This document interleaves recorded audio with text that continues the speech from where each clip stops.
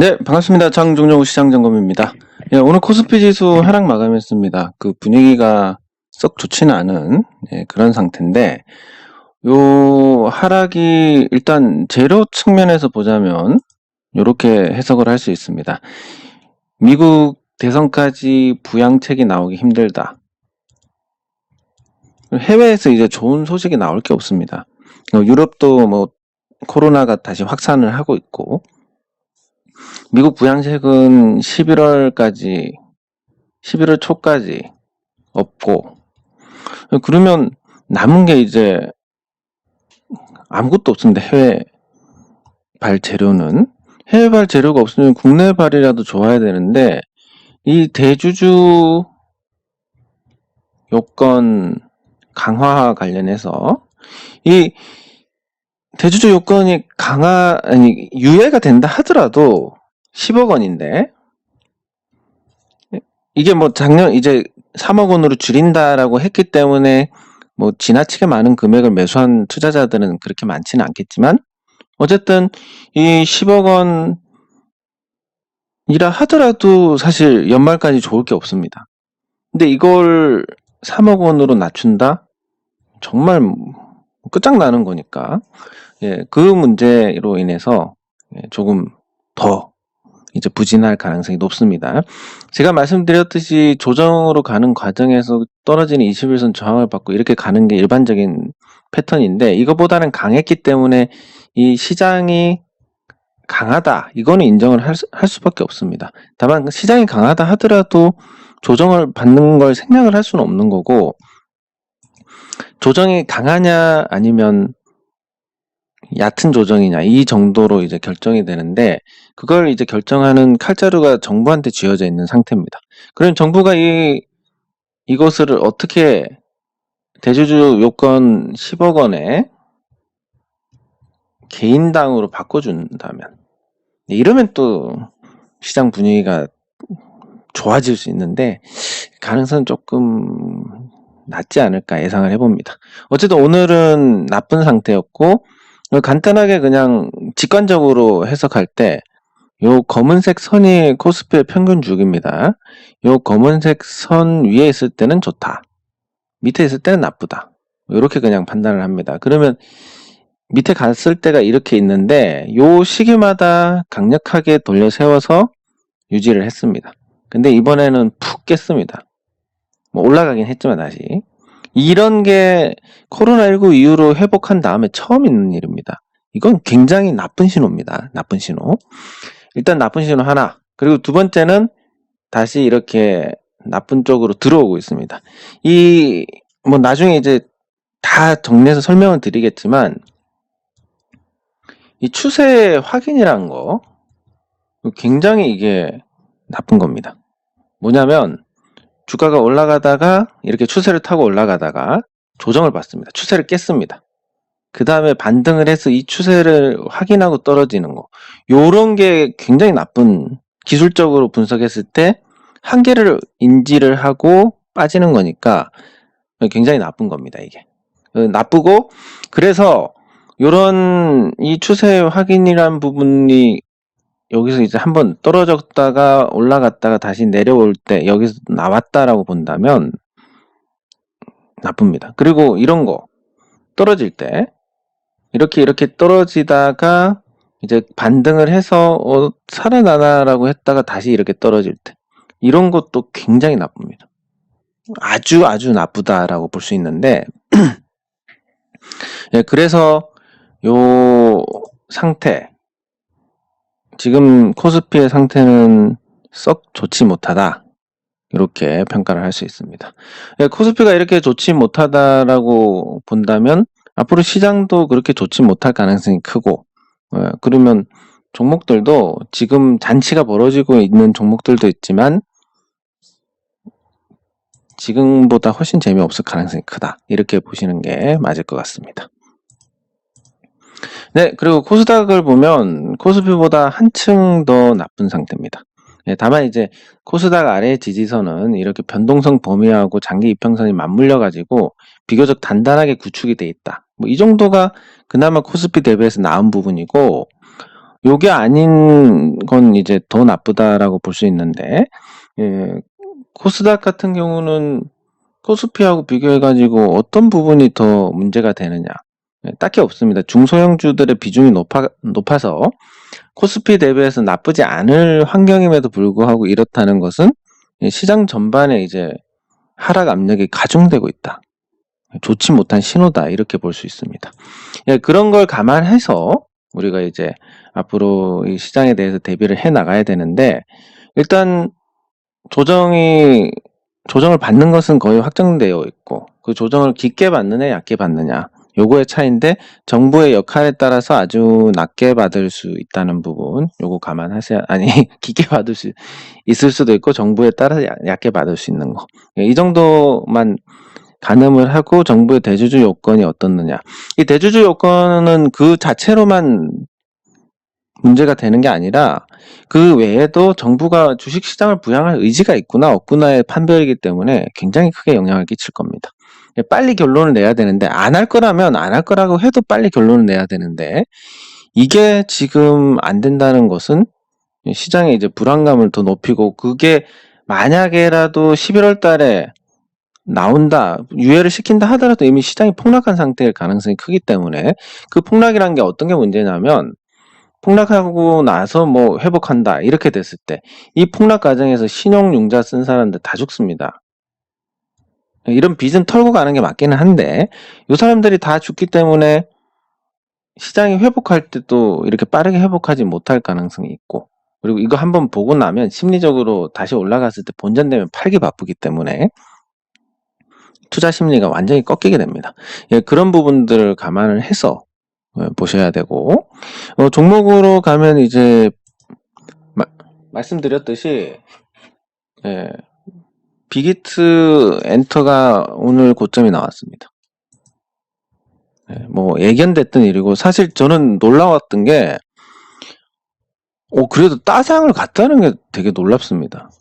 물론 이 고점을 한번 보여주면 심리가 어떻게 되냐면, 투자자들 심리가 요 고점을 보여주게 되면 이제 지금 가격에 못 팝니다. 일반적인 투자자들은.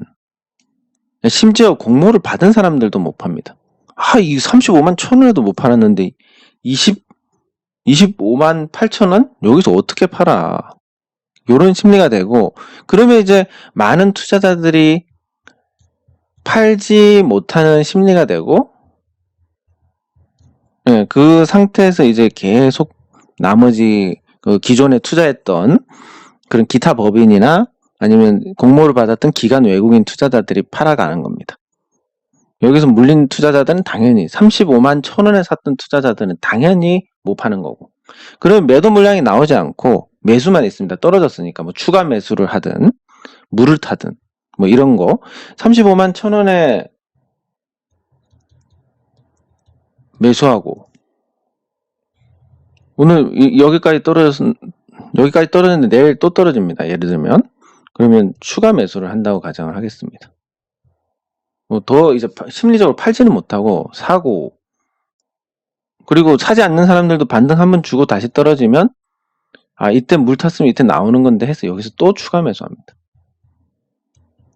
다행히 뭐 이런 자리에 추가 매수하면 다행인데, 뭐 이런 자리에 한다든지 이런 것도 허다하고, 그렇게 해서 어떻게 되냐면 매도세를 묶고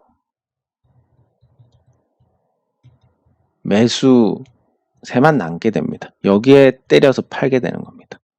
그래서 주가가 떨어지고 겨우 견딜만 하다, 겨우 소화했다 싶으면 15일짜리 나오고, 겨우 소화했다 싶으면 한 달짜리 나오고, 그 다음에 3달짜리, 6달짜리 이렇게 나옵니다. 그러면 주가는 아마 공모가 이하로 떨어질 가능성이 매우 높습니다. 그 공모가 이하로 주가가 떨어졌을 때 결국 승자는 누구냐면 빅히트가 승자입니다.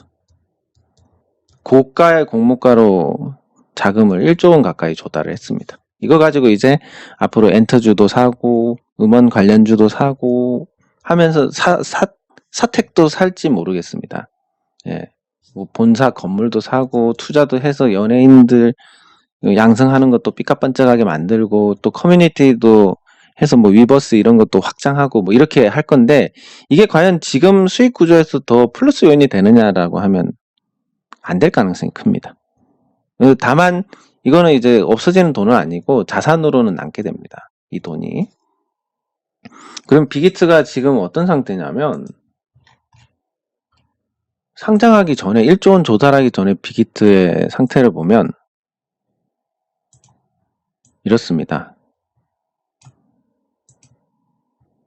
심지어 2018년엔 적자도 났었고 순이익이 이거 두 개 하면 퉁침이 없습니다. 그리고 순자산을 보면 투자금 1735억이고 올해 한 2020억 되는데 빅히트가 지금까지 상장하기 전에 외부에서 투자 받은 게 이거보다 더 많을 겁니다, 아마. 지금까지 그냥 투자만 받아서 이렇게 거품을 만들어 온 회사고 이번에 완벽하게 한 방 빵 터뜨려가지고 1조 원 조달. 그럼 이제 이 빅히트 사장님은 자기 하고 싶은 거 투자자들 남의 돈으로 그냥 시원하게 해먹고, 네? 그리고 뭡니까? 또 자기는 주식 갖고 있으니까 주식 부자가 돼 있는 상태고, 네? 그리고 또 어떤 부분이 문제냐면 앞으로 이제 주가가 오를 부분이 없는데 이제 빅히트는 망할 염려가 없는 겁니다. 왜냐면 나중에 돈 부족하면 또 유상증자 같은 거 해서 아니면 CB로 조달해서 계속 연명을 해 나가면 되는데 그러면 이번에 공모 받은 투자자들이야 싸게 받았으니까 됐다 쳐도 따상 때 산 사람들은 어떻게 되는 겁니까? 투자의 책임은 모두 본인한테 있으니까 어쩔 수 없는 건데 어쨌든 참 안타까운 일이고 이런 게 예견이 됐고 충분히 제가 경고를 했음에도 불구하고 오늘 또 이런 현상이 발생한 거에 대해서 참 안타까운 노릇입니다. 앞으로도 계속 나쁠 가능성이 큽니다. 기술적 반등이 나오더라도. 반면에 이제 제가 그렇게 경고를 한 부분에 대해서 오늘 또 잘 하신 분도 계신데 여기 보시면 이제 문자를 캡처를 했습니다. 17억 5천만 원을 공모를 해서 38주 받으셔가지고 오늘 따상에서 다 팔아서 800만 원 수익을 챙겼다라고 하신 분도 계좌 인증까지 해서 보내주셨습니다. 이럴 때 정말 보람을 느끼는데 근데 어쨌든 오늘 많이 물린 투자자들을 생각하면 참 마음이 아프고 이제 35만 1,000원을 받기 때문에 웬만한 심리로는 못 팔 가능성이 큽니다. 팔지 못하면 이걸 받기 때문에 이제 이 가격에 못 팔고 10만 원 가도 못 팔다가 나중에 진짜 한참 바닥 기다가 악재 터져가지고 한 6만 원, 7만 원 가면 그때 더러워서 팔게 될 가능성이 큽니다. 심리가 그렇습니다. 이거를 제가 극복을 하기 위해서 계속 공부를 하고 또 이렇게 글도 쓰고 유튜브도 하고 이러는 건데 지금이라도 이거에 대해서 뭔가 깨달으셨다면 지금이라도 파시는 게 좋을 것 같은데 현실은 그렇게 못하는 겁니다. 그거 안타까운 일이고 그리고 제가 아까 잠깐 보여드렸던 조강 ILI가 오늘 거의 상한가 직전까지 갔다 내려왔습니다. 나쁘지 않은 종목입니다. 이 종목은 영업이익률이 20% 이상 나기 때문에 괜찮은 종목이고 자회사로 대유도 갖고 있고 대유도 어떤 종목이냐면 40년 동안 적자가 안 나던 회사입니다. 그래서 순조롭게 갈 건데 이게 윗꼬리가 길기 때문에 이렇게 죽었다가 갈지 아니면 그대로 갈지 모르지만 만약에 죽었다가 간다면 한번 사볼 만한 그런 거다라고 볼 수가 있고 다만 이제 시장이 지금 대주주 요건 관련해서 불확실성이 점점 커지고 있습니다. 연말로 가까워질수록 더 커지니까 특히 더 조심을 해야 되지 않을까 싶습니다. 그리고 현대글로비스 제가 말씀드린 이후로도 계속 올라가고 있는데 간단합니다. 그 현대글로비스를 올려야만 지배구조 개편이 가능하다라는 부분. 그리고 그 2.5%가 이렇게 지금 만들어지고 있고 이때도 잠깐 만들어졌는데 죽었고 이때도 만들었는데 죽었고 이때도 죽었고 이때도 탐탁지 않고 이게 확률적으로 보통 2.5%에 들어서면 이 정도는 괜찮습니다. 3분의 1 정도는 아주 급등을 하는 경우가 많습니다.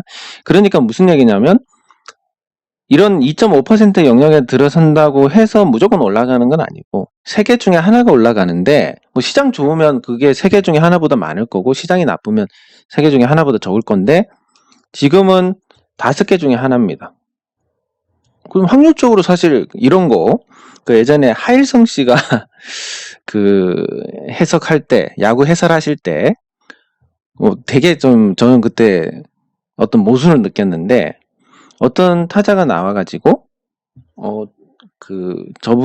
저 선수는 지금까지 홈런을 계속 치고 컨디션 좋으니까 계속 칠 거예요 하다가 어떤 경기에서는 옆에 아나운서가 요즘 슬럼프가 빠져서 이 선수는 홈런도 못 치고 그렇다고 얘기를 하면 갑자기 그 하일성 씨가 그렇기 때문에 더 홈런을 칠 가능성이 높다. 지금까지 안 나왔기 때문에 이런 말씀을 하시는 걸 듣고 참 모순적이다라고 생각했는데 어쨌든 그거랑 비슷한 겁니다. 야구 선수가 확률적으로 뭐 타율이 3할이다.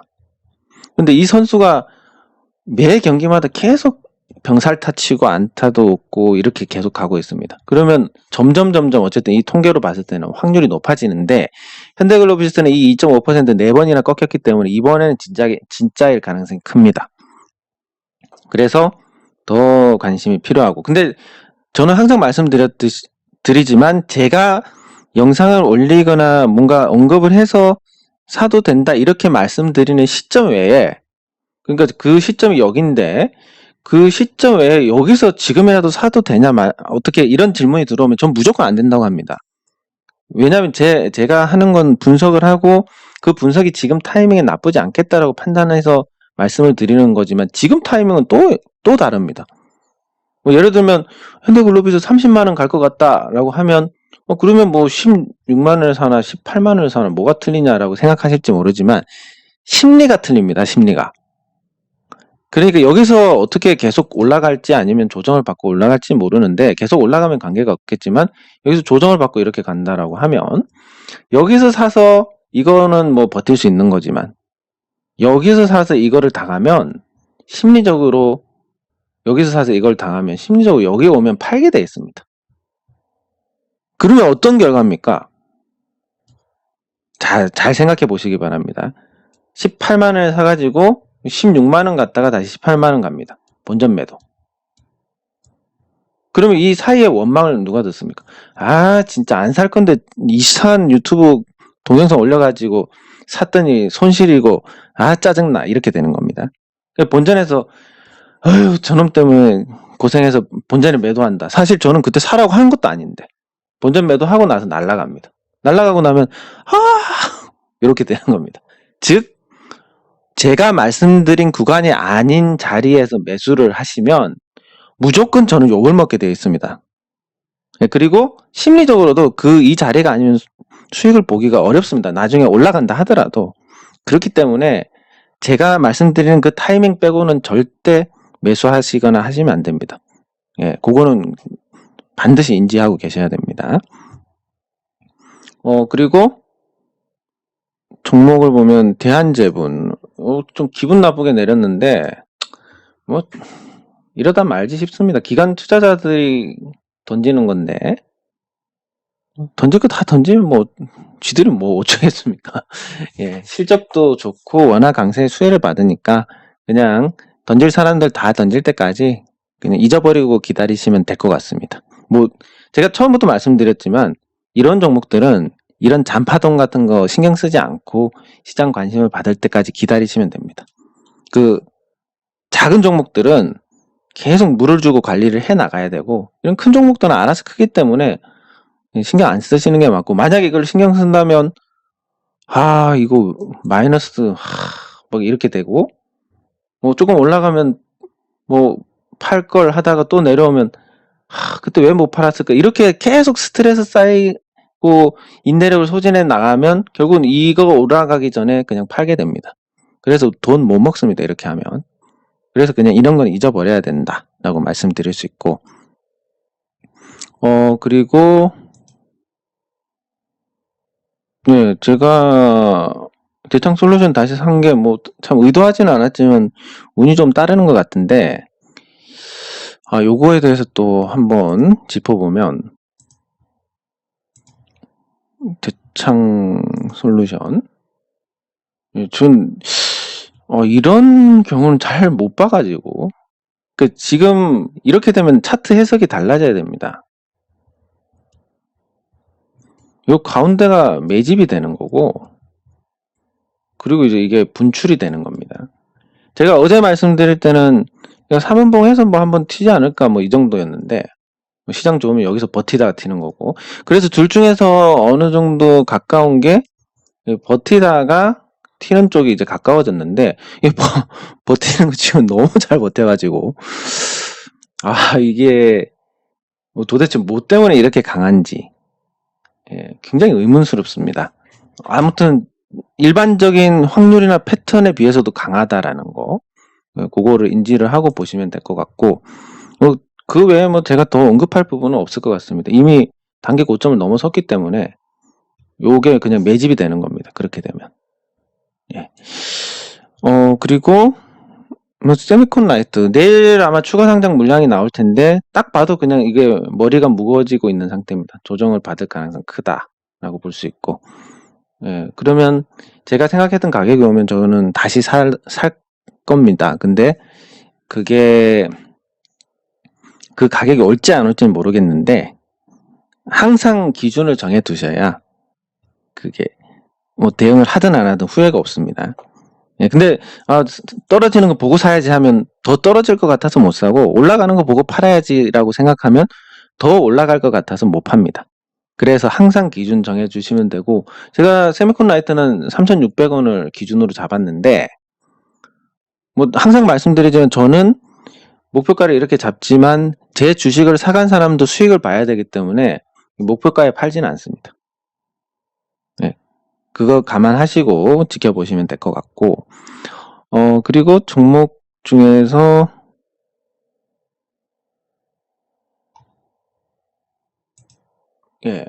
NHN 벅스, 이 종목이, 그러니까 제가 편입한 종목이 이건데, 요거에 대해서 제가 요 NHN 벅스를 편입을 했는데, 요거에 대해서 제가 특별히 아직까지 말씀을 드리지 않은 게, 요 종목이 어떤 종목인지 설명을 충분히 드려서 이제 판단을 하실 수 있게 제가 해야 되는데, 되게 그동안 바빴고, 그래서 말씀을 못 드렸는데 지금 일단 주가가 올랐습니다. 그래서 오늘 제가 밤에 올려드릴 건데 판단해 보시고, 제가 권장하는 건 뭐 위에 긁어서 사시라 이런 거는 전화하는 거지. 뭐 그런 걸 권하는 건 아니고, 그리고 이게 세미콘 라이트하고 달리 또 올라있는 상태이기 때문에 대창 솔루션과 마찬가지로 조금 말씀을 드리기가 좀 부담은 있는데, 또 지주식 사놓고 주가 올려서 팔아먹는다 이런 오해를 하실까봐.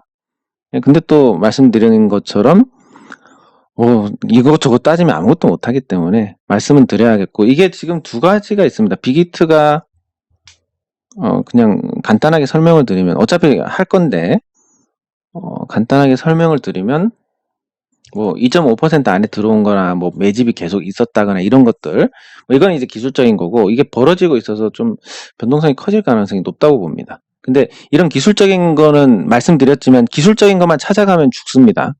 기술적인 게 아니라 내가 종목을 찾아서 이 종목이 괜찮다 하고 믿음을 갖고 있는데 그 종목이 기술적으로 이렇게 변화가 있을 때 해석을 하는 거지, 말씀드린 것처럼 2.5% 이것도 이런 종목만 골라서 찾으면 하루에도 몇십 개씩 나옵니다. 근데 그거 들어가면 죽습니다. 근데 내가 보유한 종목 이런 형태다. 그럼 이거 팔지 말고 좀 기다려 봐야 되겠는데, 이 정도는 충분히 할 수 있는 거고, 그리고 이게 지금 음원 시장에 지금 두 가지 변화가 있습니다. 빅히트가 들어왔으니까, 빅히트가 들어온 부분에 대한 어떤 영향, 빅히트는 어쨌든 1조 원 조달한 걸로 뭔가를 살 겁니다. 엔터사를 사든 뭔가를 사는 부분에 대한 수요, 그리고 또 하나가 지금 작년부터 추진이 되고 있는데 세계 2위 음원 스트리밍이 세계 2위 음원 스트리밍 업체가 어디냐면 애플입니다. 세계 2위. 그럼 도대체 1위가 어디냐? 1위는 어떤 업체냐면 스포티파이라는 업체입니다. 네. 스포티파이라는 업체가 세계 1위 음원 스트리밍 업체인데 이 회사가 작년부터 거의 1년 6개월 동안 준비해서 한국 진출을 타진하고 있습니다. 근데 한국 진출 타진하는데 지금 제일 문제가 뭐냐면 이 음원을 확보하는 문제. 음원 확보하는 문제가 제일 크고, 근데 국내에서 음원을 가장 많이 확보하고 있는 데가 멜론도 아니고 디니도 아니고 뭐 네이버도 아니고 NHN벅스입니다. 여기가 음원을 제일 많이 확보하고 있기 때문에 지금 빅히트가 돈 들어온 걸로 NHN벅스를 사든지 아니면 스포티파이가 한국 진출할 때 음원 지금 이것 때문에 한 6개월 정도 시간을 끌고 있는 상태입니다. 그러니까 1년 6개월 동안 이게 밀린 게 이 업체가 이제 음원 관련해서 계약을 못하고 있기 때문에 그렇습니다. 그래서 가장 간단한 방법이 NHN벅스를 인수를 하는 건데 예전에 NHN벅스 쪽에서 이제 SK텔레콤에서 팔라고 했을 때 어떻게 답변했냐면 5천억 달러라고 했습니다. 시가총액이 지금 700억인데 700억 정도 되나?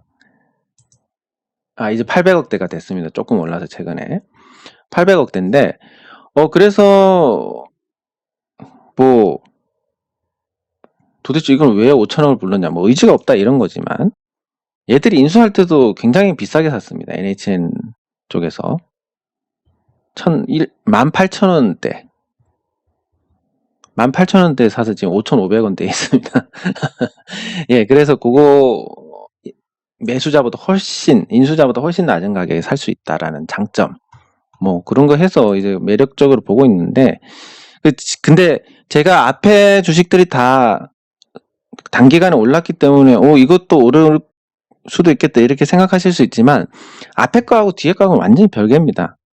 그러니까 안 올라갈 수도 있고 이 회사가 제가 설명한 것처럼 뭐 그렇게 좋지 않을 수도 있고 뭐 여러 가지 부분들이 있기 때문에 여러분들께서 제가 나중에 올려드리는 자료를 보고 잘 판단하셔서 투자를 할지 말지를 결정을 하시면 되고, 뭐 제가 제일 권하는 방법이 이렇습니다. 보통은 이제 제가 사면 그거보다 주가가 떨어졌을 때 그때 사시는 거, 그럼 저보다 단가도 좋고 네. 뭐 여러 가지 장점이 있으니까 그때 사시는 걸 권하고, 앞에 어떻게 우연찮게 주가가 많이 올랐던 부분은 다 운이고 그렇습니다. 그래서 운이 계속 이어지리라는 보장은 없으니까 그런 관점에서 좀 비판적으로 보시고, 그리고 이 종목에 대한 설명을 충분히 들으신 다음에 그 다음에 이제 투자 여부를 결정을 하시면 될 것 같습니다. 네, 장 종료 후 시장 점검은 여기서 마치도록 하겠습니다. 수고하셨습니다.